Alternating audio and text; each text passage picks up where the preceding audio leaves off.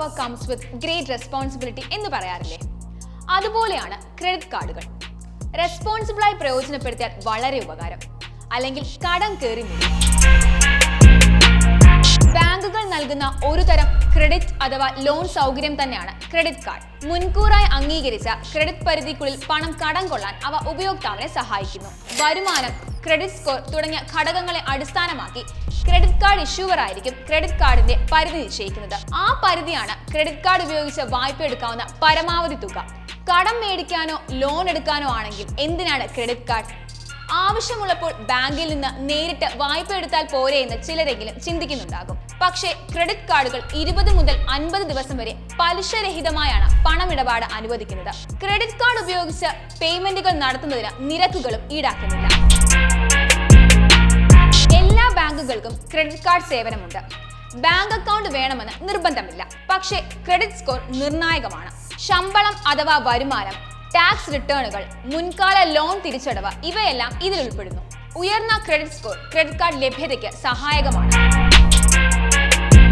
Credit ചരിത്രത്തെ നിർവചിക്കുന്ന 3 അക്ക സമ്മറിയാണ് ക്രെഡിറ്റ് സ്കോർ. 300 മുതൽ 900 വരെയാണ് ഈ സ്കോർ. മുൻകാലങ്ങളിൽ ലഭിച്ച വായ്പകളിൽ ഒരാൾ എത്രത്തോളം ഉത്തരവാദിത്തമുള്ളവനായിരുന്നുവെന്ന് വ്യക്തമാക്കുന്നതാണ് ഉയർന്ന ക്രെഡിറ്റ് സ്കോർ. ഭൂരിഭാഗം ബാങ്കുകൾക്കും 700 അല്ലെങ്കിൽ അതിനു മുകളിൽ ക്രെഡിറ്റ് സ്കോർ ഉള്ള വ്യക്തികളോടാണ് താല്പര്യം. ഇന്ത്യയിൽ റിസർവ് ബാങ്ക് ഓഫ് ഇന്ത്യയുടെ അനുമതിയുള്ള 4 പ്രധാന ക്രെഡിറ്റ് ബ്യൂറോകളാണുള്ളത്. Credit information bureau India limited CIBIL, Equifax, CRIF Highmark, Experian. CIBIL കണക്കാക്കുന്ന ക്രെഡിറ്റ് സ്കോർ ആണ് CIBIL score. Credit card billing cycle സാധാരണയായി 1 മാസം പോലെ നിശ്ചിത കാലയളവാണ്.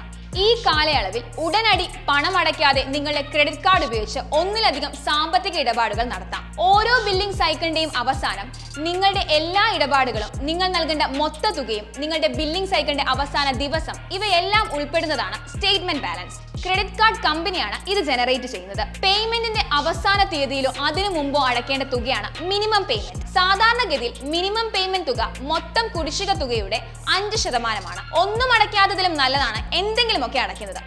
അങ്ങനെ നോക്കുമ്പോൾ ഈ മിനിമം പേയ്മെന്റ് നല്ലതാണ്. പലിശരഹിത ക്രെഡിറ്റ് കാലയളവിൽ തന്നെ നിങ്ങൾക്ക് പണം തിരിച്ചടയ്ക്കാൻ സാധിച്ചില്ലെങ്കിൽ അധിക പണം പലിശയായി നൽകേണ്ടി വരും. മിനിമം പേയ്മെന്റിന് ശേഷവും കുടിശ്ശികയുള്ള ബാക്കി തുകയ്ക്കും ഉയർന്ന പലിശ നൽകേണ്ടി വരും. മിനിമം പേയ്മെന്റിനെ ആശ്രയിക്കുന്നത് നല്ലതല്ലെന്നർത്ഥം. ഡെബിറ്റ് കാർഡുകളേക്കാൾ ക്രെഡിറ്റ് കാർഡുകളിൽ സുരക്ഷാ ഫീച്ചറുകൾ ഏറെയാണ്. ഏതെങ്കിലും തരത്തിലുള്ള തട്ടിപ്പ് നടന്നു കഴിഞ്ഞാൽ 3 ദിവസത്തിനുള്ളിൽ പരാതി നൽകുക.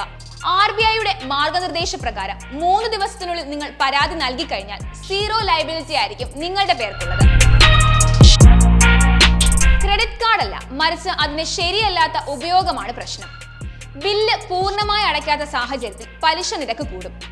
ഓരോ ബാങ്കുകൾക്കും അത് വ്യത്യസ്തമാണ്. മാസം 2.5% മുതൽ 3.5% വരെയും 1 വർഷത്തേക്ക് ഏകദേശം 40%മോ അതിൽ കൂടുതലോ ആയിരിക്കും പലിശ.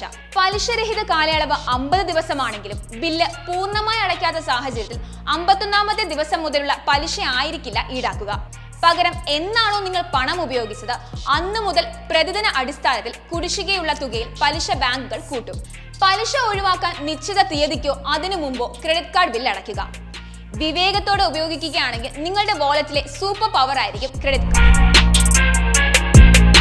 ബില്ലുകൾ യഥാസമയം അടയ്ക്കുക.